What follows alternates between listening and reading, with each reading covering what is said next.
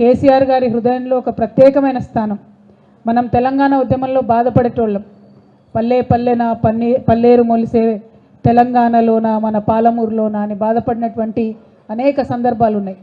ఆనాడు చాలామంది మిత్రులతోని మరి మహబూబ్ నగర్లో వలసలు ఎందుకు జరుగుతున్నాయి, ఈ వలసలను ఎట్లా ఆపాలి అని చెప్పి గ్రామ గ్రామాన తిరిగి ఆనాడు జాగృతి కార్యకర్తలు బీఆర్ఎస్ కార్యకర్తలు తిరిగి ఆలోచన చేసినాం. ఎన్నో మంది స్వచ్ఛంద సేవా సంస్థలతోని అన్ని ప్రాంతాల్లో కూడా తిరిగి మా ప్రయత్నాలు మేము చేసినాం. అవి చేస్తున్నటువంటి సందర్భంలో మనకు అర్థమైంది ఏంటంటే మొత్తం భారతదేశంలో లార్జెస్ట్ డిస్ట్రిక్ట్ 35 లక్షల ఎకరాల పైచిలకు భూగోళంతో సాగు చేసేటటువంటి ఆస్కారం ఉన్నటువంటి భూమితోని భారతదేశంలో అత్యంత పెద్ద జిల్లాగా మన పాలమూరు ఉంది.